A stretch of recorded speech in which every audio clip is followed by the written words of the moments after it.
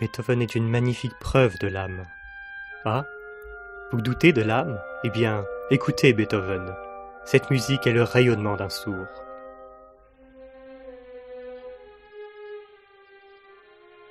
Ce sont les mots de Victor Hugo qui nous parlent de l'un des plus célèbres compositeurs devenu sourd vers l'âge de 27 ans. Il se servait d'une baguette en bois qu'il serrait entre ses dents en l'appuyant sur la caisse de son piano pour écouter les sons par transmission osseuse. Sa surdité n'était en effet pas liée à un problème de l'oreille interne, car il faut savoir que la surdité en général a diverses causes et peut être partielle comme totale. Lorsqu'elle apparaît à un âge précoce, elle peut entraîner des difficultés, notamment pour l'apprentissage du langage ou encore des problèmes d'illettrisme. L'INSERM estime que chaque année, près d'1 millier d'enfants naissent avec une surdité en France. Les personnes sourdes utilisent différents outils pour communiquer, comme le langage labial ou la langue des signes. Il existe également divers moyens technologiques, plus ou moins coûteux, pour pallier à ce handicap. Nous avons cherché à en apprendre un peu plus sur le quotidien d'une personne sourde en recueillant le témoignage de Jean-Baptiste, étudiant atteint de surdité, qui utilise, pour s'aider dans son quotidien, un dispositif externe bilatéral. Bonjour Jean-Baptiste, merci beaucoup de nous accorder cette interview. Une première chose à faire serait que tu te présentes et tu nous dises qui tu es et ce que tu fais dans la vie. Bonjour Xavier, merci de m'accorder cet entretien. Je m'appelle Jean-Baptiste, j'ai 20 ans et je suis en première année d'études de philosophie à Lyon.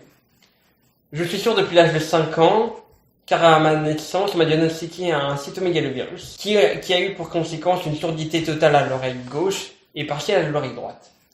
Quels sont les impacts de cette surdité sur la vie quotidienne ? Au quotidien, ça m'oblige à être davantage attentif, à davantage être à l'écoute, donc de faire un effort dans la vie de tous les jours. C'est un effort qui provoque une certaine fatigue, une fatigue cérébrale et une fatigue mentale, car par exemple en milieu bruyant, on entend très mal, les malentendants entendent très mal, et donc je vais compenser cela par la lecture labiale qui va m'obliger à davantage me concentrer. Mais sinon, ça m'a donné une certaine vision sur la vie, le fait de voir que toutes les choses que l'on considère comme acquises ne le sont pas forcément, comme le fait de pouvoir marcher, entendre, voir. Nous avons la chance de les avoir et de vivre avec. As-tu eu des problèmes dans ta scolarité vis-à-vis de cette surdité ?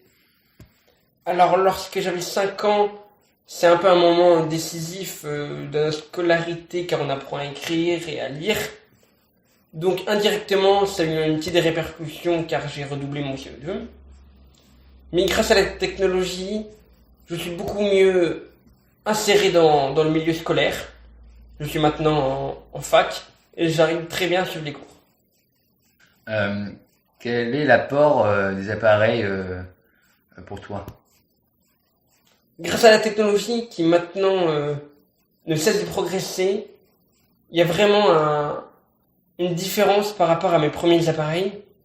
Car au début, j'étais seulement appareillé d'un appareil droite, qui était encore extrêmement visible et gros. Alors que maintenant, j'ai tout simplement un système cross.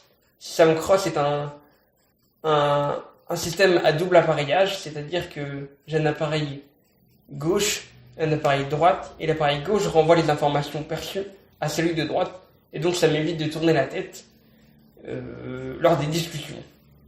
Donc oui, la technologie m'aide beaucoup, et elle a encore des progrès à faire, mais dans la vie quotidienne, ça me permet d'énormément de choses. Par exemple, mon appareil est connecté en Bluetooth avec mon ordinateur et mon portable, chose qui rend la vie beaucoup plus pratique et beaucoup plus facile.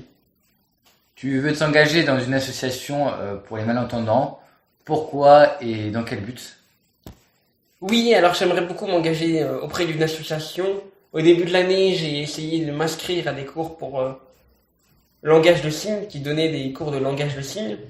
Car j'aimerais beaucoup entrer en communication avec les sourds, qui est un monde, je pense, différent, et leur apporter un peu tout ce que j'ai reçu, et cette joie de pouvoir les aider au quotidien.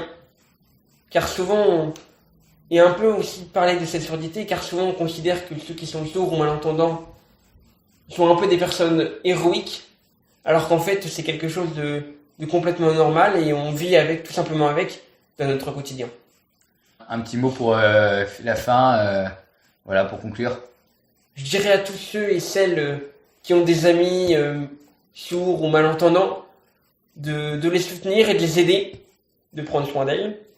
Et mais tout cela dans la joie et dans une dynamique positive. Très bien, merci beaucoup Jean-Baptiste. Merci Xavier. Xavier Caridroy, Pierre-Emmanuel Rebourg, Jean-Baptiste Houdard, dans le cadre du projet Handitech pour l'école des mines de Saint-Étienne. Musique d'intro, extrait de l'ouverture d'Egmont de Beethoven, interprétée par Musopen Symphony.